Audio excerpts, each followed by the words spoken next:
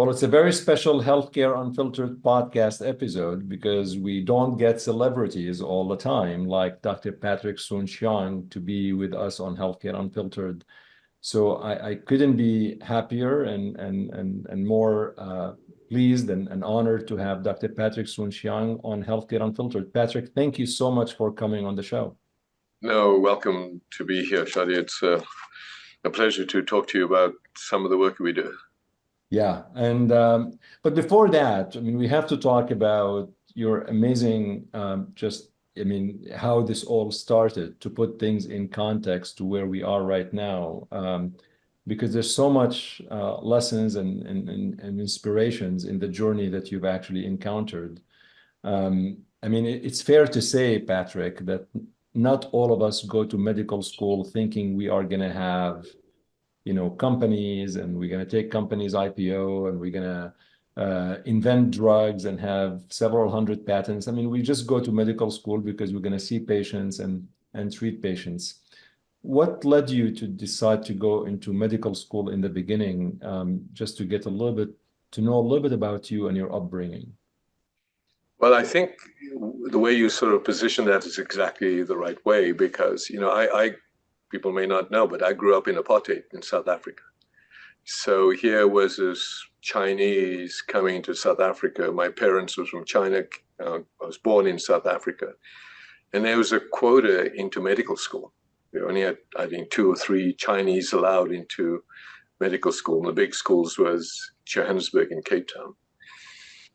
And so, as an immigrant, and you don't have to be good, you have to be better in order just to be equal. So I was lucky enough to get accepted to both Cape Town and Johannesburg, and I chose Wits. And my ambition then, I looked on medicine as a priest almost. I would look as a calling. It's not about money. It's truly about taking care of patients. At one point, I wanted to be a pediatrician, and I couldn't do it. And the reason I couldn't do it is I couldn't bear to see how a child suffers. So I said, I can't do this. And so I decided I'm going to be a surgeon. I trained at Baragwanath Hospital, which is the big black hospital in Soweto that now that South Africa is on the map, people may understand that. And they were never, ever allowed a Chinese doctor to be working in a white hospital. And the biggest white hospital is called Johannesburg General Hospital. My professor was Professor Duplessis. And I went to see him. And, it's a 7-year program of medical school, very different English type of training. And in your 5th year, they decide which interns go to which hospitals. So I went to see him and I said, Professor, I want to go to Johannesburg General Hospital. That's the best training center in the world. How do I get in? He said, no, it's about merit. It's not about race. I said, come on, how do I get in? So he said, it's about merit. I said, okay. So what happened is, well, the top 4 students get in. Well, guess what? I became one of the top 4 students. And I went back to him and said, well, yeah, I am. He said, oh my God. So he had to go to the government to let me in.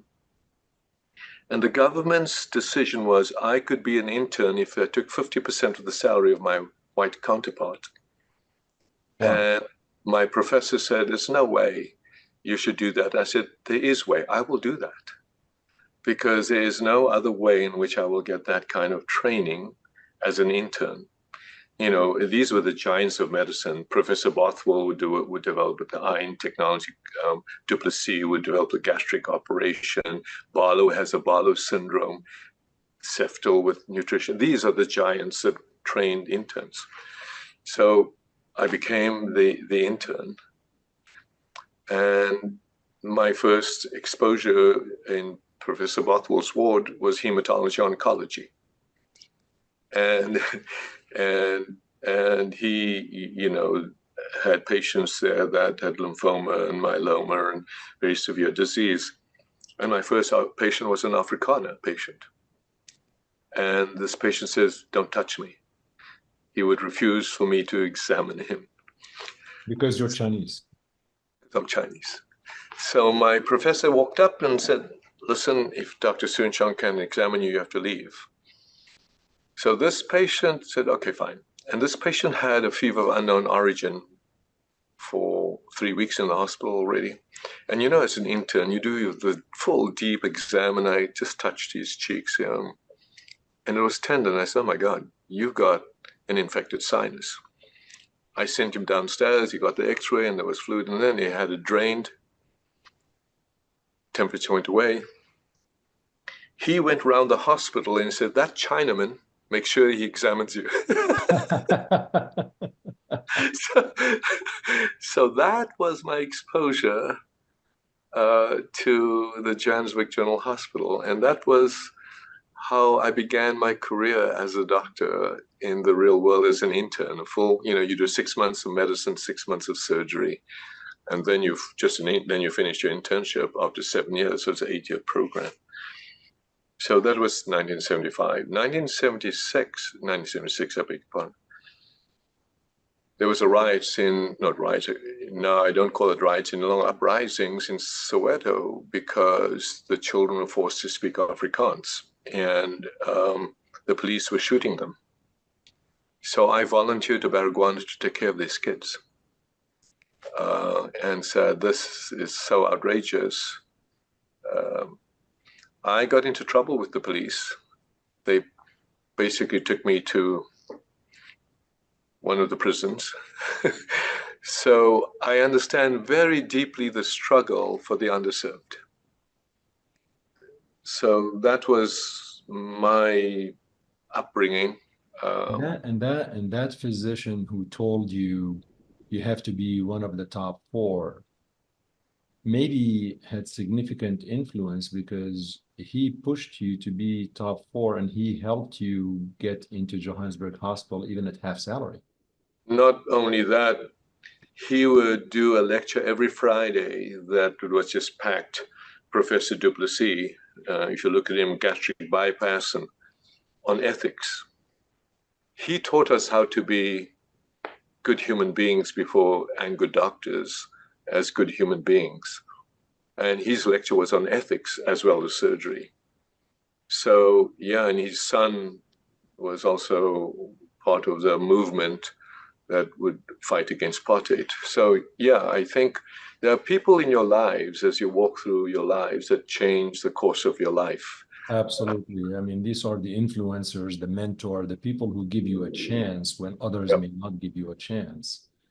But then you left and you came to Canada, and that was because your family came. Like, how did this coming to Canada? Now, what happened was, in fact, I just for the first time got into contact with one of my classmates for up to 20 years.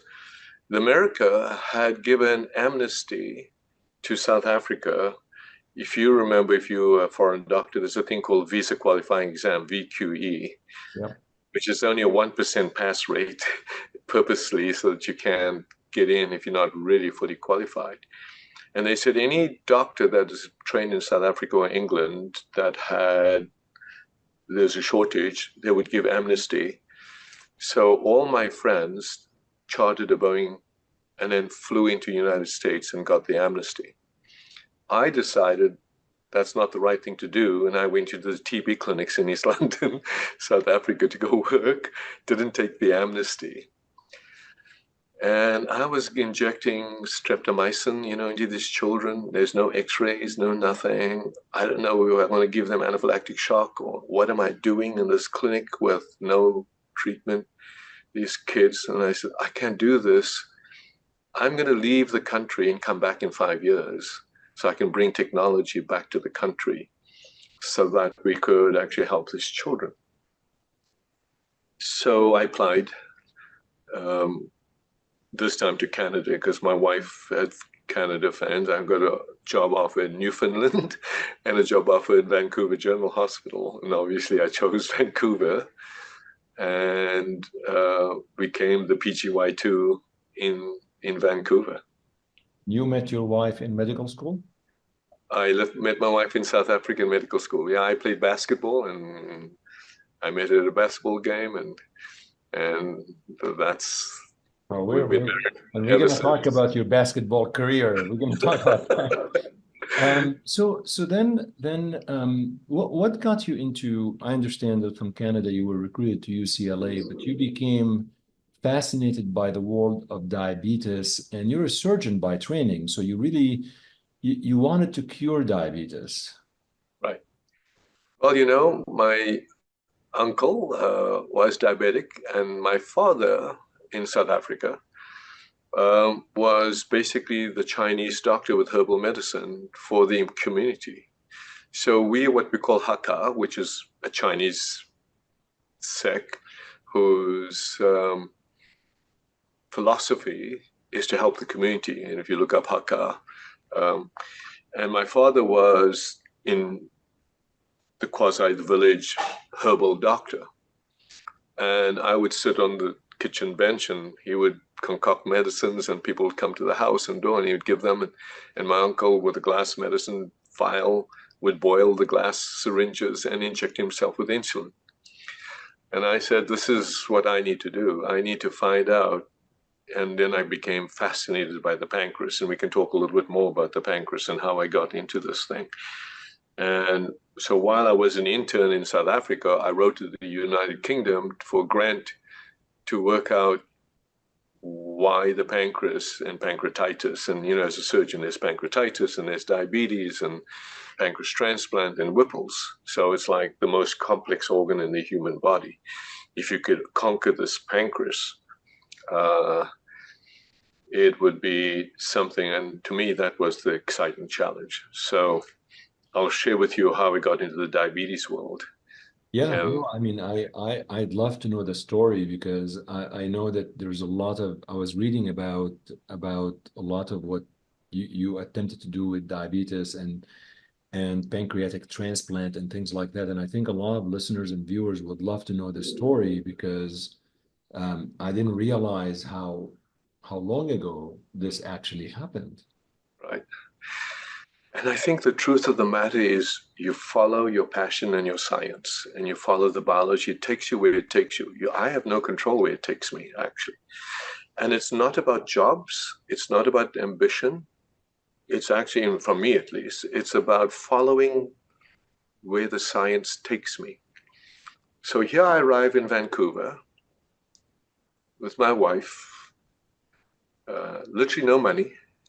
Our salary was $12,000 a year as a PGY2 at Vancouver General Hospital. And in South Africa, the training, as you may know, is so phenomenal that I would be doing big surgeries in South Africa. And when I came to PGY2, they said, well, maybe you can do a hernia. I said, okay, fine. And I got bored.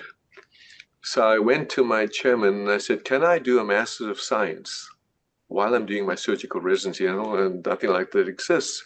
So I went to University of British Columbia, and there was a fellow called John Brown that was the founder and one of the scientific founders of gastric inhibitory polypeptide, GIP, which, by the way, today is Manjaro. Yeah, amazing. And I went to him and I said, can I do my thesis with you? And that was my thesis on GIP. I did not know that. Gastric inhibitory polypeptide, the pancreas, and enterogastrone, and I happened to have won then every scientific award in Canada and American College of Surgeons. And my mentor, Dr. Haile Debas, said, I'm being recruited to UCLA. You got to come with me. I said, absolutely, I'm coming with you. And that's how I got from there to UCLA. But what's fascinating to me, and this, I mean, you're not just a surgeon, you're a scientist. I mean, you had a lab and you were really doing, the laboratory experiments to really understand the underpinnings of whatever you're trying to prove. And that's not an easy feat because you need funding, you need grants to be able to support this. And here you are coming from, South Africa, like we said, and I mean, so my two questions is number one, how tough was this? And as an Asian immigrant, you had some discrimination in South Africa. Did you sense the same in Canada and the US back in the 80s and 90s? Less so. Less so, you know. I mean, Haile Debas, my mentor, was Ethiopian, Eritrean. I came into the United States, and my first lab was at the Veterans Administration here at Wadsworth Medical Center here in LA. Yeah. And then I became a PGY2.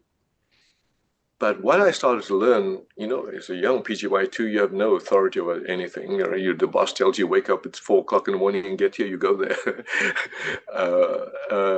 But there was a big fight between UCLA and the VA, and the two chiefs were sort of arguing with each other. And I was a little baby pawn in between, because all I wanted to do was research and surgery. And because I already had 2 years of basic research under me, UCLA said, you've done such great research, we want you to do another 2 years of research. I said, wait a minute, I need to get through my PGY7 to get through 7 years. So Dr. Blaisdell at UC Davis said, Patrick, if you come up to me, I'll jump you through the PGY3 into the chief residency. I said, I'm leaving. So I went to UC Davis, so I could accelerate, and I was, you know, doing big surgeries then. So there was a Dr. Swafford, now another person in my life. So Dr. Blaisdell was one person who moved me up there. And Dr. Swafford was one of the most skillful surgeons at Kaiser. Think about it, Kaiser and in Sacramento. And here I read about pancreatitis, and the idea that you could remove the total pancreas and then transplant that organ autologously into the groin. And I read about it, and I said to Jerry Swafford, to this day I recall, I said, Jerry, what do you think of this paper? And we've got this patient, she's in complete pain, and she's got total pancreatitis. What if we did a pancreatectomy on her and transplanted her organ into the groin? It would be the first in the world. Would you be open to us doing that together? And he said, let's do it. And we did that. Not only did that patient survive, she was non-diabetic. Pain had gone into this world, first auto transplant of pancreas. And I was a PGY5, PGY4. So you begin to sort of see the cascade of pursuing an impact of reversing pancreatitis, maintaining the patient's insulin. And my science was on GIP, and there's this thing called the incretin, now it gets very deep, of the brain-gut axis. I asked the question, when you drink, if you're hypoglycemic from diabetes and you take insulin and you drink a glass of orange juice, instantaneously it reverses your hypoglycemia. How does it work that quickly? Is there a brain-gut axis, blah, blah, blah? Is it your vagus nerve? And if you don't know, as a surgeon, and this is a patient that has no vagus nerve any longer because I removed a pancreas and put it into a groin. So here was the first patient in the world that I could test the theory of the brain-gut axis in a human being by giving her a glucose clamp and show that the brain-gut axis is not as important if you actually also have what I call the endocrine system and the paracrine system. You begin to sort of see how you use your skills as a surgeon, and you have this inquiry mind in an ethical way to actually ask very important biological questions that can change the impact of medicine. That was my tenure at UC Davis, believe it or not. And as a chief resident, I got recruited as assistant professor to UCLA. So that's how I went back to UCLA. You went back to UCLA, and that's where you did the first pancreatic transplant. Correct. I was reading also about this, and tell me about that experience, because I learned later that the patient that actually had the pancreatic transplant committed suicide, and I could only imagine the impact of this on you as the physician and the scientist who really performed this. Yeah, and this is where you get into the doctor-patient relationship of the ethics of sharing the truth versus what newspapers want to put out. And I had to bear, and rightly so, the right thing is not to tell what really happened on behalf of the patient, to honor the patient and the patient's family. Now 20 years have passed and I can maybe tell the story, but I've never told the story. So what happened was I got to UCLA, became an assistant professor, and I was doing the Whipples. So I was doing all the Whipples. As you know, Whipple is a big procedure. And I asked myself, why are we not doing pancreas transplant at UCLA? We're doing kidney transplant, liver transplant, and Ron Busuttil was the biggest liver transplant program, and there was the biggest, Bob Mendez, the biggest kidney transplant program. So I called David Sutherland at University of Minnesota, and I said to my chief, I'm going to go for 2 months and learn how to do a pancreas transplant.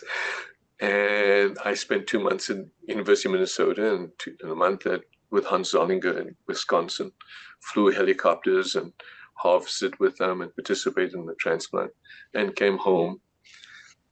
And then we said, we have a kidney pancreas transplant and a pancreas transplant. So this patient, we did several patients, but this patient, Stephen Craig. So we did the pancreas transplant in him. When he came to see me, he was in a wheelchair. The neuropathy was so bad, he had a stick, he couldn't walk, etc. Even, and we did the transplant, and it was successful. The idea being that now I'm mixing up whole organ and islet cell. I'm trying to think now. I've done so many of these. I need to go back. This was in the 90s, right? This was in the 90s when this happened with Yeah, well, I think for him we may have done the islet cell transplant. Right. Not the whole organ pancreas transplant.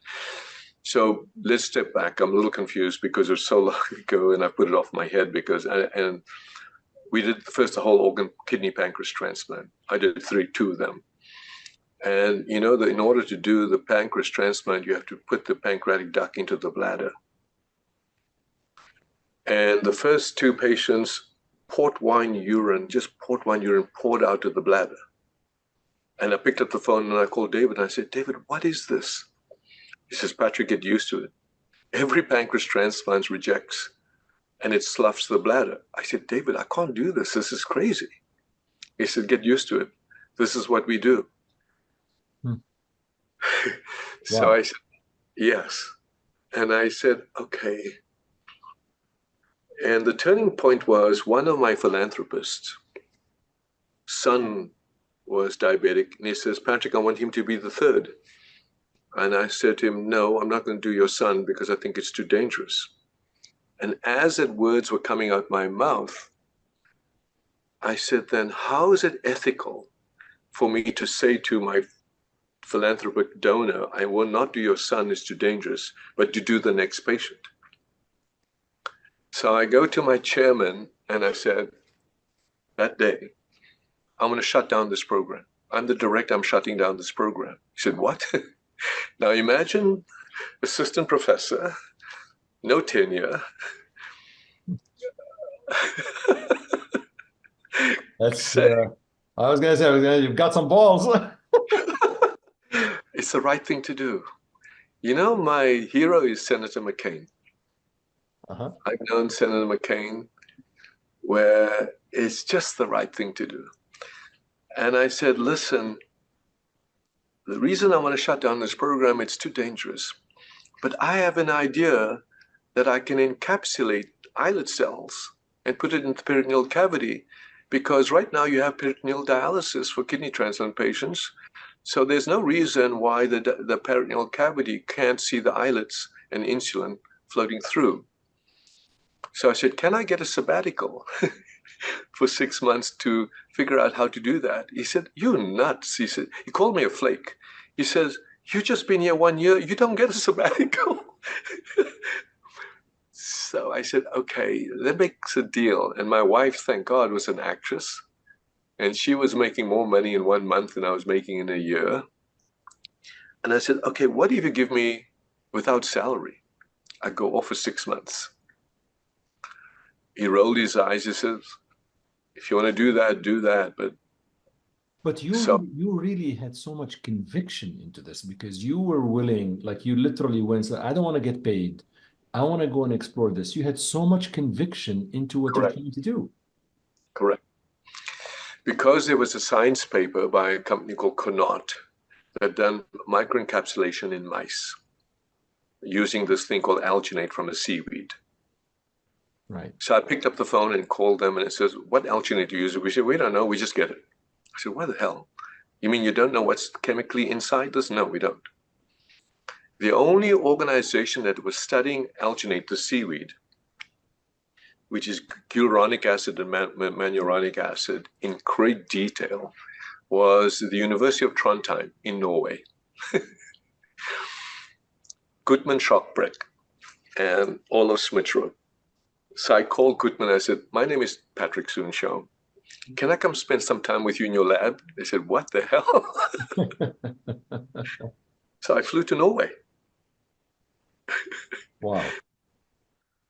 And I studied with them the biochemical structure of alginate. The reason being because there's great controversy in the scientific literature. When you put alginate in the peritoneal cavity, you get massive inflammation. And some people says, no, we put it in the peritoneal cavity. Italian group, we don't get inflammation. But nobody understood what they were putting in. And it turned out, when I studied it, if you have glucuronic acid as part of your alginate, you get no inflammation. If you have manuronic acid, it acts like LPS and you get inflammation. I said, what the hell? You need glucuronic acid alginate. And why do we see this difference? Well, because the alginate that's harvested off California is manuronic. The alginate that's harvested off Norway is glucuronic, and nobody really cared the difference. And whoever picked up the material and put it into the mice, and that was the difference. So here I come after decades of work by St. Louis, Paul Lacey, and all these people, JDF and ADA and big diabetes, doing this for decades. And this stupid surgeon from UCLA took this glucuronic acid, put it into mice islet cells, completely free, no inflammation, put it into dogs, no inflammation. And Paul Lacey, who's passed away since, and David, I forget his last name, had tried for decades to get a dog free of diabetes, and nobody could. And yet we did this because I was at UC Davis and I took 10 dogs as part of the clinic and made them free of diabetes. This is what I mean by following the science and following the biology to its ultimate core, but using your skills as a surgeon and doing that. But Patrick, like when I listen to this story, right? I mean, if I have to project or predict how would your career path would be, right? I would say this is a talented surgeon, great scientist. He's going to be, I don't know, department chair of some major academic institution of surgery, maybe CEO of a healthcare system. I wouldn't have predicted how your career path took such an amazing trajectory. And did you even think like suddenly you decide, you know what, I'm gonna just find a chemotherapy drug that's gonna actually invent a drug that's gonna help pancreas cancer? Like, how did this happen? That's what I'm trying to say. I had no control of how this happened because my ambition, exactly right, was to be chairman of department of surgery. That was my ambition, right? I mean, as you know, in an academic, chairman of department of surgery is Right. the goal. Right. What happened was after this islet cell transplant, and my other side of my world was pancreatic cancer. So you ever got pancreatitis, remember? And then I've got diabetes and pancreatic cancer. I was doing the Whipples. And Don Morton, was my other mentor, so to speak. And he was working on melanoma and taking melanoma tissue and injecting it into patients as a vaccine and comparing it to BCG. And BCG, as you may know, was developed by de Kernion at UCLA, where the story goes there were 6 bottles of BCG on the table, and that's why they decided 6 doses. I mean, I'm not kidding you. That's if the community understood how science is developed in medicine, they'd be appalled, right? It's so empiric. There is a very similar story, by the way, on the rituximab dose in lymphoma, because the dose was 375 milligram per square meter. It was actually looking at the stockpile, how much rituximab was there, what's the percent they need to get the trial. It was literally, that's the rumor. Well, you'll learn about the Abraxane dose. I'll give you that part of the story. So, we've got so much anecdotes down the line. That's why I said it's time for the book, because I want people to follow their passion. And I want people to be true to themselves with regard to, if you follow your passion. I had no intention of building a company, no intention of inventing a drug, no intention of anything that was sort of set out. The most distressing statement about me that I don't like is the world's richest doctor. I hate that, because I get that all the time, right? I mean, that is nothing to do with what drives me, right? So let me tell you then, let me take you on to this journey of this story. So now that I've done the islet cell transplant and I'm at the VA, and by the way, I have probably the only, I can't find that card. You remember when you're at the VA, you get this little card and your little ID. My card said WOC. WOC is without compensation. Wow.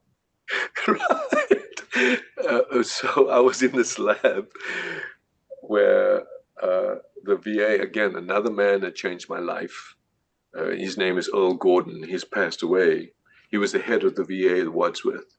I said, Earl, please let me, I'm no compensation. Will you give me a lab? So he said, okay, Patrick, we've got this lab downstairs that there's no lights, no water, no nothing, empty, broken. You can take it. I don't know what you're going to do with it, but you can take it. And this is when I went to philanthropic donor and built that lab to do this islet cell transplant. Cut long story short, I get a grant from NASA, a $2 million grant. Now, you think about that. As an academic getting a $2 million grant, it's like impossible, right? So I become a NASA scientist. And I'm taking my islet cells, my stem cells now. Now I'm developing stem cells. So look how far this is. This is 90s, early 90s, 93s, 94s. And I'm allowed to go on the space shuttle, meaning put my experiments on the space shuttle. My fellow scientist is putting on albumin to develop the albumin crystal structure. So I read up everything about albumin because we just back and forth. Around this time, Avastin comes out. And it says, starve the tumor. I said, wait a minute. If you starve the tumor, now I'm reading up, cancer as well. I'm reading up the biology of why a tumor progresses. And I'm reading up, and I won't go into detail, various things like HIF1 alpha and hypoxia and autophagy, and very, very, very, very detailed biology of how a cancer cell works. And I said to everybody, if you starve the tumor, you're going to win the battle and lose the war because you're going to generate micrometastases. So I went up to Genentech, to the CEO, and I said, do you realize that potentially all the trials that you're getting accelerated approval for, when you actually do the final, which by the way ended up being true, you're going to get a response rate, but you're going to end up with micrometastasis and progression. I said, get out of here. I said, okay, I want to feed the tumor. what the hell? You want to feed the tumor? And then I started looking back, and in the 1800s, the way you diagnose cancer is low albumin. Then I started thinking to myself, wait a minute, regardless of tumor type, you have cachexia, you have weight loss, muscle loss. And albumin is the driver of fatty acids and everything to every part of your body, including stem cells. So what if I made an albumin nanoparticle and put in paclitaxel and create rat poison and target it not to any target, but allow it to get into the tumor microenvironment and kill the tumor? And that was the thought process. No problem. Nobody's ever made an albumin nanoparticle. Nanoparticles didn't exist. Nobody's made albumin nanoparticle that's not immunogenic. How do you put paclitaxel into it? Where do I get the paclitaxel? Just to even prove this theory. And if I do prove this theory, how do I change the dosing? Because we'll talk about that. Around this time in Toronto, there was this concept of metronomic low dosing, which I bought into. And that was the next journey for me. So the pursuit was to go after that, not to go build a company, not to invent a drug, not to make billions, to go after that. And that's another hour's worth of discussion on how I did that and how I got into that. But you made Abraxane. I mean, that's really the birth of Abraxane, and right. That's where you formed the company Abraxis or something that Correct. was formulating Abraxane. So listen to this. So we went to MD Anderson to do the phase 1. So first thing I did was I needed to find a place where I can invent the machine. The machine didn't exist to make a nanoparticle. And I found a little company in Chicago called Fujisawa. And I rented that room. And we put the machine in there. And it was just a room. I met with the team in Fujisawa and I presented my story. They told me afterwards that after I left the room, they all started to laugh. They said, this poor guy, he's rented a room, but there's no way he's going to do anything. He has no idea what he's doing. And they laughed because they became my employees afterwards, just so you know, but they were honest to tell me this. Oh, by the way, I forgot to tell you, you talked about Stephen Craig, the story of his suicide. Yes. Let's put that to bed now. So Stephen was the first to receive my islet cell transplant. He got a lot of publicity. He got completely off insulin. I had published already in Proceedings National Academy of Science the dog work. And then we published in Lancet his work. And we knew that I didn't have any idea what dose I'm going to give. You know, the procedure is literally, I make a slit in the abdomen, I put a funnel, and I pour it in, the encapsulated cells. I have no idea what dose. Nobody's ever done that in the world. And I gave him a mini dose. But he was off insulin for 6 months.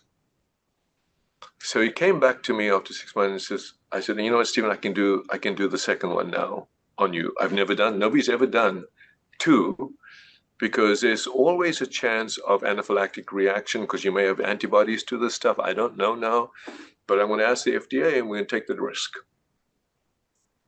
We got them the second one completely off insulin again.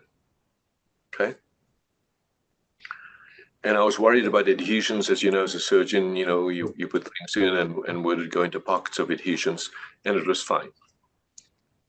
And he came, now, not only is he a celebrity, and this is where I had an ethical issue of not revealing this discussion. He had 2 wives at this point in different cities. And maybe 3, I don't know the details. And then the third time he came to me and he says, I'm now in LA, I'm in Los Angeles. Will you do the third one on me? And the story I had from the family was between his three wives, he was so depressed now because his celebrity had ended, so to speak. And I can't remember whether we did the third one. I think we did the third one, where we said, okay, we'll do the third one, and that'll be the last for you, Stephen. And in that third one, I did the world's first stem cell transplant in him, the islet cell stem cell transplant with the human islets. And I said that would be the last one. And then I think a few months later, he committed suicide. Nothing to do with what we do or nothing to do with that. And I got calls from everybody that he committed suicide because I wouldn't do any more transplants in him or whatever. And I said, I can't talk about my patients. And then we got the hit about, it's all got what to do with us. It's got nothing to do with that. And I vowed that, based on respect for him and his family, I would not say anything. So now, 25 years later, I can share with you. Well, I appreciate you sharing the story and setting the record straight. It means a lot that you're sharing this on my show. Patrick. But you see, this is where the reason I'm sharing that is it's worse today. The clickbait opportunity for, and look, I run the Los Angeles Times, so I understand. Yeah, I want to get to that, of course. Yeah, but the clickbait opportunity of organizations whom I won't name that find celebrity people to create mis and disinformation is so dangerous to the progression of mankind, I believe, right? Because, if I didn't have the fortitude, I would have just said, I give up on this nonsense. But was that a part of the reason why you bought the LA Times, that you wanted to have an influence in terms of like journalism and try to have a little bit more of a, like accuracy in reporting? Was that part of it? Well, partly that, but I grew up in South Africa, where I grew up with the newspaper. I got educated by the newspaper. I actually sat in the printing press as a 15-year-old every day, catching the newspapers and transporting around the city, and got addicted to that. But more importantly, I got educated by it. Without the newspaper, I don't think apartheid would have ended. So when you talk about the fourth estate and truth to power, it really meant something to me. So when the opportunity came up, I paid an outrageous amount that nobody would pay, right? It wasn't about the money. And imagine if the LA Times went away, because the threat that the guy had was he's going to take the LA Times and push it into Chicago. And it'll just be one paper for across like a USA Today, and shut down the Washington Bureau. That was, 5 years ago, or in 2018. And I had 24 hours to make a decision, 24 hours. And I agreed in 24 hours. So it was in it that at that time, 2018, I was blessed that, we had sold both companies. I'm an immigrant in America, and I'm American now. I believe in freedom, democracy. I believe in the underserved. You see behind me a basket. I'm part of the Apache Nation. I work with the Native Americans. To me, I think it is almost like a moral obligation. So that's what drove me and the family to go do that. I think, after you bought the LA Times, what changes did you make? How much did you invest in the infrastructure of the journal to make it? Because and the reason I asked, Patrick, is because I can't really tell how much the business of journals and magazines can thrive in an era where there's the social media, Twitter, lots of free press and things like that. So it's not easy to have the subscribers and all of this, just from pure business, aside from power. Yep. Phil Anschutz is my partner at the Lakers. He was at the Lakers and he sold his piece, but a wonderful man is in Denver. And when I bought the LA Times, he saw me at one of the Lakers games. He walked up to me and says, Patrick, I thought you were a smart guy until you bought the LA Times. And he's right. It's not a business sense. And that's what we need to change in the country, because this free use and by the platforms, Google and Meta, and is destroying the fabric of the nation. Every day, a newspaper shuts down. Every day, completely destroying. They make in revenue in 15 minutes, 15 minutes, the equivalent of the annual ad revenue of most newspapers. By actually taking and they hide behind the free use,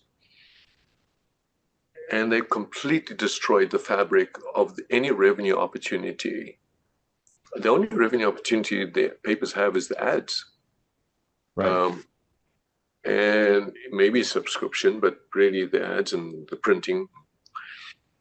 So in 2018, when we took it over, one of the things I said, very much like the electronic medical records of medicine, I want to change the software system of newspapers. So crazy as it may sound, we built a completely new software system that would integrate print, podcast, video, streaming, games, food, all on one platform.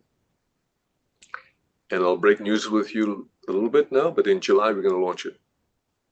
We need to have healthcare unfiltered on that. I'm telling you, we're going to do the healthcare channel, right? Where we're both, the audience could be both the community as well as the doctors. And build the next WebMD, so to speak, based on that. So we've built that software. It took years to go build that software. It's successful. We built a studio. We launched Spectrum. We launched LA Times Studio. We built a food kitchen. We built a test kitchen. We built a new campus. We built a fiber infrastructure. We built a streaming system. And we built IT around it. And even launching things like GoodRx, where patients can get opportunities to get their medical access to drugs at a good price, a lower price. So these are the kinds of things that I'm going to hopefully transform this into a media network, rather than just where it happens to have a newspaper with large numbers of reporters. The successful paper right now, to some degree, is the New York Times, with thousands of reporters, because they actually took Washington Post is struggling now, and that's very dangerous. LA Times clearly, look, we've lost money every year, large sums of money, 20, 30, 40 million dollars, and not small sums of money. But we've invested because we think it's so important. And it's you bought I want to get back, by the way, to the Abraxane. We're going to go to non-muscle invasive bladder cancer, but before that, since we digressed to the LA Times, because you took on the Los Angeles Times in 2018, Right. and less than a couple of years after that, we are hit with the pandemic, the COVID-19 pandemic, where here you have a platform, obviously, and you can actually share your views about the pandemic, but in fact you were called upon by then President Trump to try to accelerate the COVID-19. It's hard for me not to ask you, how was meeting previous President Trump, like how was, we don't always think about meeting presidents when we were growing up, but and how would you even go about developing your own vaccine? This is a lot of responsibility on you to try to do this. And how do you go about it? You're now touching on a very, very, very sensitive portion of this history that's still evolving, that I'm very, very worried about for the world. Really very worried about. My reticence is I don't want to alarm the world. So I will be a little tempered, and we can, as I write the book and as we get a solution to where we're going, I will be more open about it. But 2018, I bought the paper. Two major events happened. Kobe passed away. And Kobe and I, we were very close in the family. And I was at his funeral. And I turned to Gavin Newsom. I said, this is one of the most dangerous viruses we've ever seen. Please take cautions for California. And he did. I then launched, if some of you want to go back and look at it, the science behind the coronavirus, to try and educate the difference between spike and nucleic capsid of this virus, of this coronavirus. That this spike, because it has a furin cleavage, and because you have an ACE2 receptor in every part of your body, it's in every blood vessel, that I saw COVID as cancer. That if you look at I've got binders in detail of now, just like I went into manuronic acid, gluuronic acid, just like I go into what I'm thinking now, my book's going to call Unraveling the Mysteries of Why Cancers Progress, that the COVID nucleic capsid is the most immunosuppressive agent that immunosuppresses your body at every level. And if we just did spike antibodies as a vaccine, we would generate what I call affinity maturation, meaning that we are going to induce, just like I talked about Avastin micrometastasis, we are going to induce the virus to have what we call affinity maturation of a different spike to every antibody we create. And an antibody vaccine is the wrong way to go. That what we need is a T cell and a natural killer cell vaccine, which I started the work in 1990. That is our human body's innate system to protect ourselves. 500 million years in the making of evolution of mammalian protection. We needed a vaccine that induced T cells and natural killer cells, and CD4 and CD8 T cell memory cell. And that's why I say there's a lot of sensitivity behind the scenes of stuff that's gone on. And as you could see, Fauci is sitting in front of Congress and all these other things between, Pfizer and Moderna. And I don't think right now it's appropriate for me to discuss yet with the world what really went on. We were in warp speed. We were the first, we were one of 8 in warp speed. Right. I can just tell you we got de-warped. Right. I can also tell you, if you look at Frontiers of Immunology, we are probably the only paper that is funded by BARDA and NIH, where it have macaque monkeys challenged with COVID virus, given our vaccine, and no evidence of the virus left in their lungs and trachea after our vaccine. Yeah. That the NK cells and T cells killed it. It's published now in Frontiers of Immunology. So in order for me to do this, we ran out of supplies because we weren't part of the warp speed, no material, no nothing. We did the phase 1 in the United States of our T cell vaccine. And I only had enough to go to South Africa to finish phase 2 and phase 3. And we generate T cells. Yeah. And wipe out the COVID. So that vaccine is developed and gone nowhere.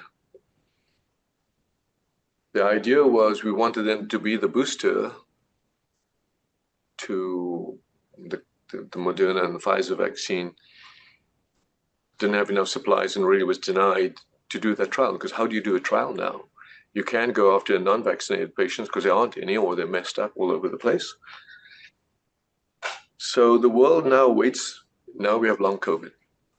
Now you see in Washington Post and everything else, and without getting into any more details than this, the increase in colon cancer, the increase in rare cancers.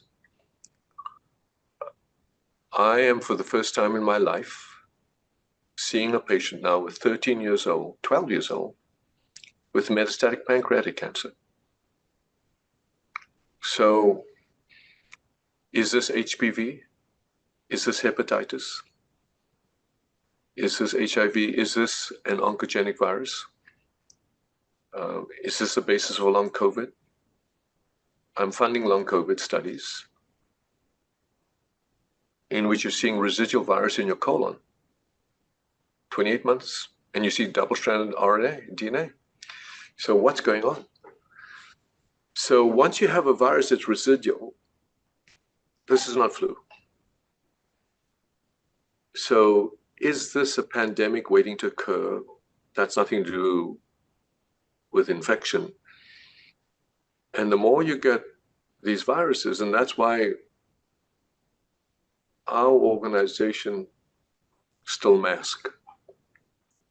Because until and unless you have a system that can clear the virus, it's like saying, you know, would you eat contaminated hepatitis A, B, and C material right now? No, you wouldn't.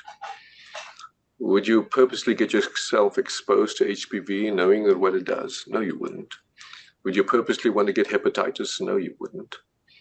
Would you purposely want to get HIV? No, you wouldn't. But it's okay to get COVID. I don't quite get it.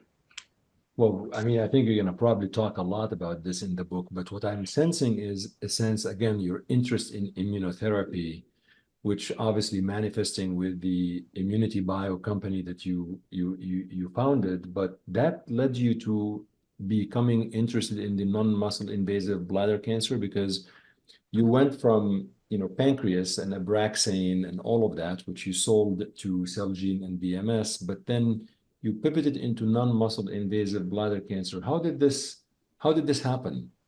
Not even a pivot. So this is the story, okay? The reason I sold it to Bristol Myers and Celgene and to Fresenius is I basically gave up trying to explain what was in my head. Okay, I love that. This is I literally did. So when Abraxane got approved in 2005, so let's go backwards to Abraxane and talk about the dose, right? Yeah. The purpose of my building Abraxane has nothing to do with paclitaxel, nothing to do about competing with Taxol and docetaxel. The purpose of building Abraxane was to drive the molecule into the tumor microenvironment. Now, nobody even thought about the tumor microenvironment around 2002, and 1993, 1995, 97. And I had discovered, not my discovery, the science had discovered. By the way, I want people to understand that I sit on the shoulders of huge amount of basic science, of scientists that do their work at the basic level. And all I do, frankly, is connect the dots. So I don't take any credit for being... You're being very humble. No, that's the truth, though, because science is a buildup of iterative thought, validated by scientific experiments, and then continued. I take the credit for continuing it or having the conviction that, wow, that makes sense. But the sense is not based on any intuitive sense. It's based on biological data. And that's maybe the difference with me. I'm really a clinical scientist at the biological level and the epigenetic level now. So there's a thing called GP60 in every blood vessel. I would challenge you, Shadi, to go ask all your oncologists every time they come and show it. Do you know what transcytosis is? They would say, what the hell is that?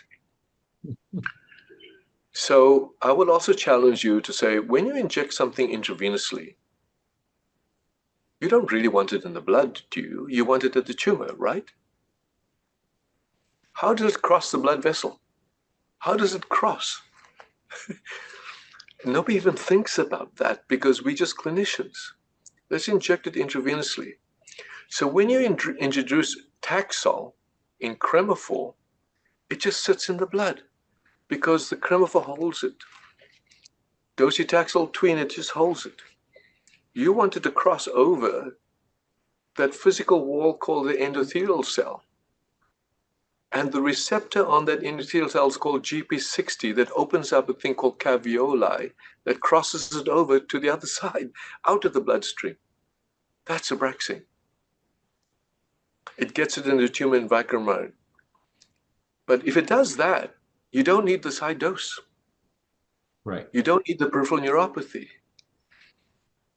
And if it does that, it does something in the tumor microenvironment that's completely different. Because in the tumor microenvironment, the two cells that kill as your first responders, and that's going to be my book, are the M1 macrophages and the natural killer cell, not the T cell. And Abraxane converts M2 macrophages with the immunosuppressor to M1. I would challenge you to ask any oncologist today, 20 years later, what is Abraxane? Well, it's just damn expensive drug and champagne in a new bottle. That's what they literally put in the editorial. Champagne in a new bottle. So I said, I give up. I'm going to go away, sell everything, spend the next 10 years of my life taking the value of Abraxane, M2 to M1, and then activating the next pillar, the natural killer cell, activating the next pillar, CD8 T cell, activating the next pillar, CD4 T cell, activate the next pillar, the memory T cell, and see if we can convert cancer to a chronic disease. Not say the word cure. Complete remission, free of disease for at least 8 to 10 years. Could we do that? Well, I'm happy to tell you, just yesterday, good for this interview, Oncology, I forget what it was, the journal, agreed to publish our patient with third-line metastatic pancreatic cancer in complete remission, now 5 years. Wow. Senator Reid, complete remission over 2 years. Naive bladder cancer, complete remission for 6 to 8, 9 years. BCG unresponsive, complete remission 47 months and ongoing. Triple negative. So you ask, what's to do with bladder cancer? Nothing to do with bladder cancer. It's got to do with the biology of cancer, including bladder cancer, including lung cancer, including triple negative. Our lung cancer data we just presented, we doubled the second line, third line survival data. If you go to ASCO 2024, the hair that's on fire today is what do we do with all these checkpoint failure patients? 50% of melanoma patients are now in checkpoint failure status. Second line lung cancer, there's no treatment for checkpoint failures. Hepatocellular. So the good news, and this is the good news, the 10 years of work, which is maybe another interview, of which Anktiva is the next pillar through IL-15, and then the Abraxane, and then our NK cells. We are now close to figuring out on what I call unraveling the mysteries of what causes progression. So how do we overcome micrometastasis and induce durable long-term responses? It's not the response, it's the duration of that response that matters. And that's the book that you are writing. Did you start? Are you in the process? I started writing all the chapter, the headlines, and I'm handwriting it, by the way. You know you're going to come on my show to talk about the book, by the way. You know that. Well, when it's done. But Patrick, how much of in the book, as you're writing this, how much are you going to put some personal flavor into this? Like how much of this, because a lot of these things... That's my struggle, right? Because I don't want it to be about me. I don't want it to be an autobiography. Look, the Empress of all maladies Siddhartha Mukherjee, right? And then, DeVita's book on the end of cancer. And then there's a book by Matt Riddle, The Elegant Defense. I read these books to sort of see how do I position it without being an autobiography. I mean, autobiography is a different story about, the life of an immigrant, It's a different book. Because I don't want it to, yet having said that, the trials and tribulations of making change, of inducing change, is very hard.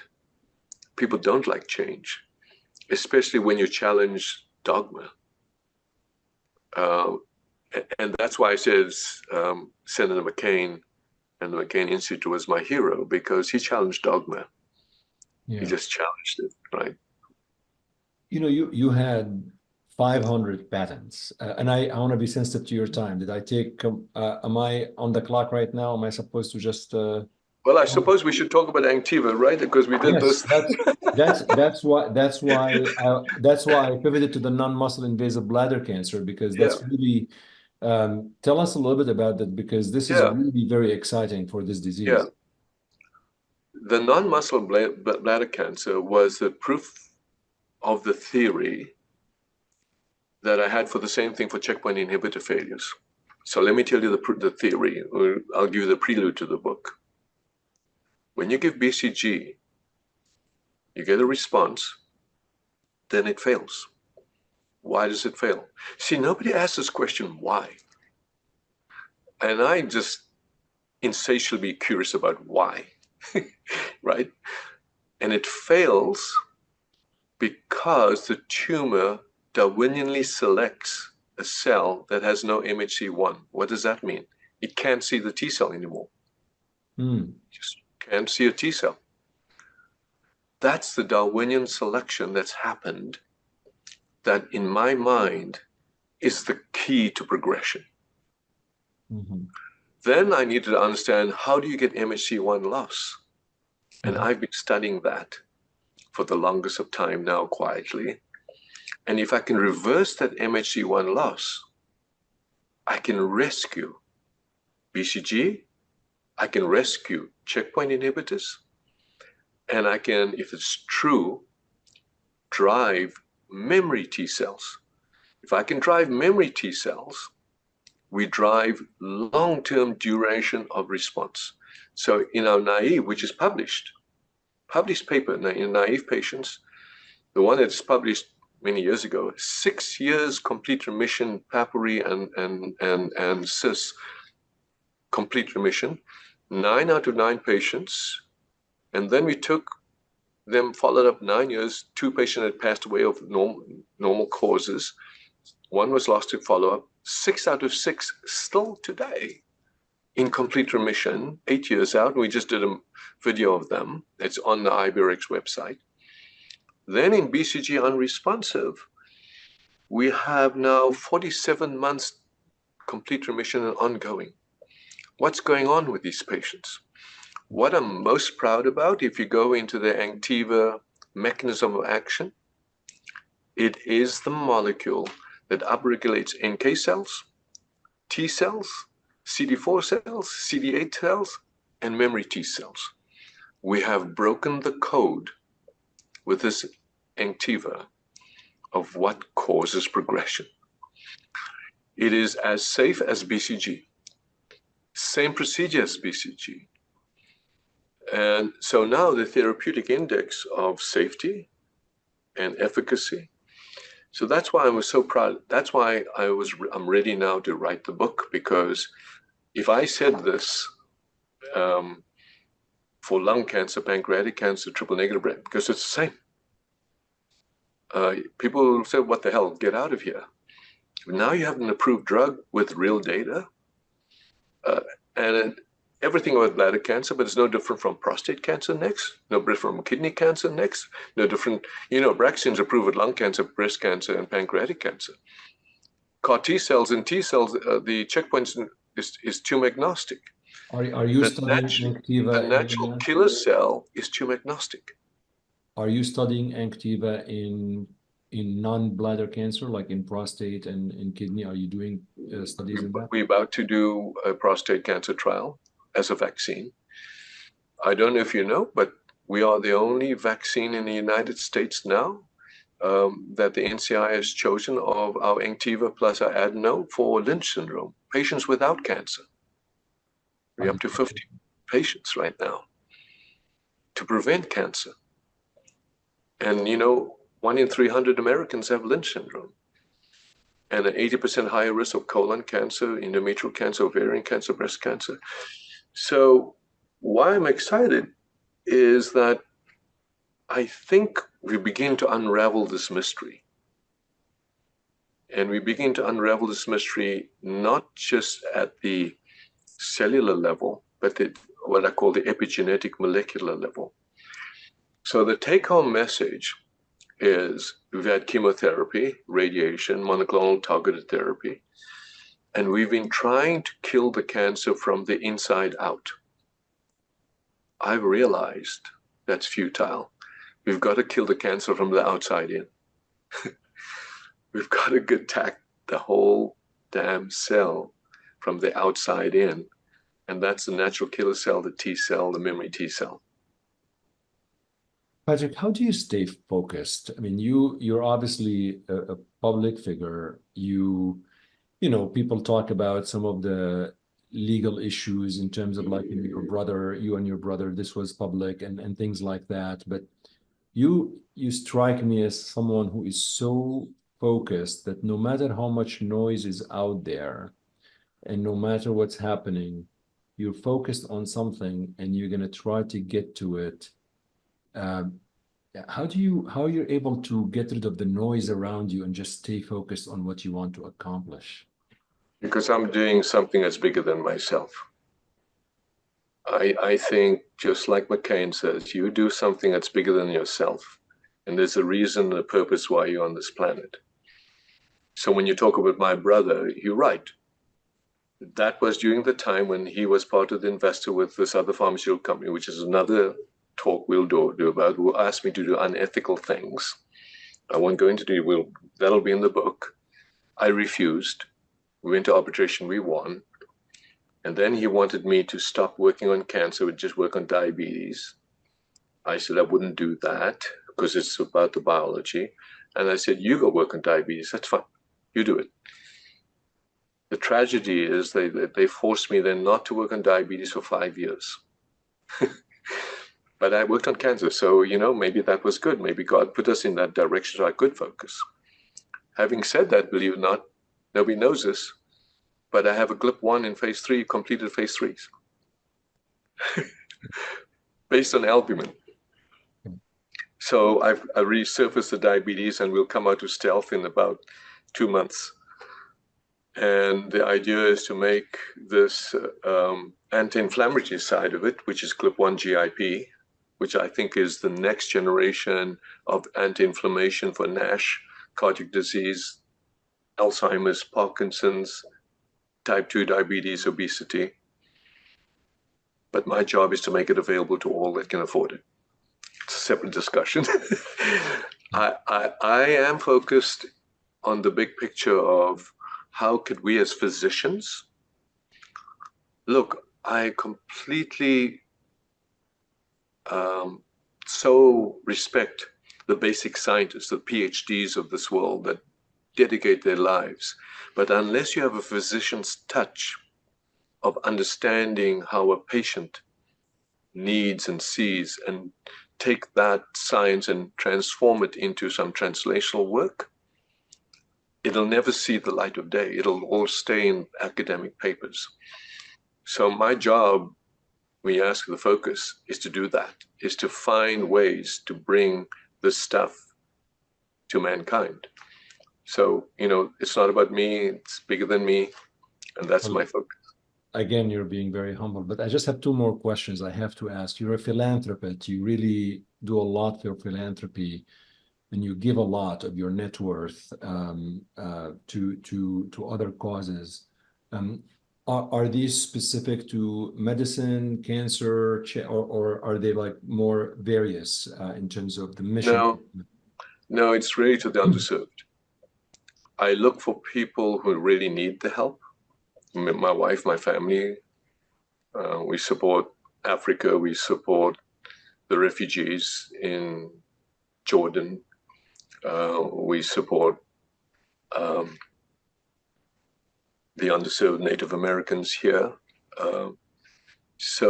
But in the world of healthcare, because I think, and soon I'm working on water, energy, batteries, other things, but but how do I help where we can? And more than the money, it's the time.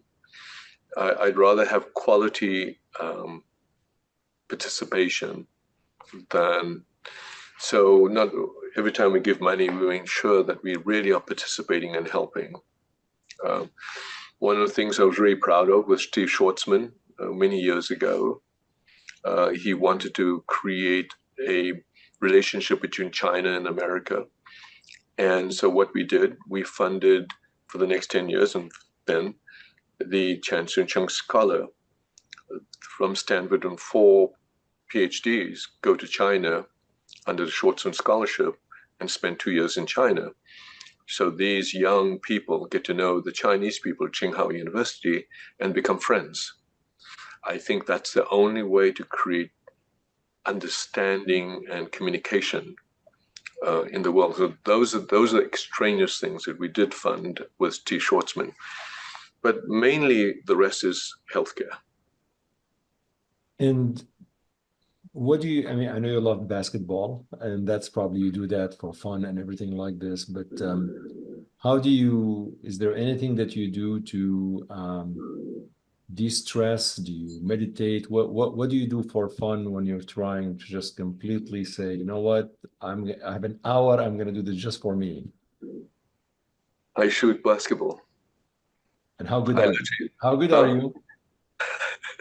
Well, I can do NBA 3-pointers every now and then. How difficult was it losing Kobe Bryant for you? Oh, it was one of the most painful events of our lives, you know. He was a special person, you know, and together his daughter, it was just very painful. I, to this day, remember the moment I got called. I was in bed and I got called, and it was the police, and we had to break the story at the LA Times. It was very painful. So we miss him, still miss him. You know, when he had his surgery, I was involved with his surgery for his Achilles. That's another story one day we can talk about. Yeah.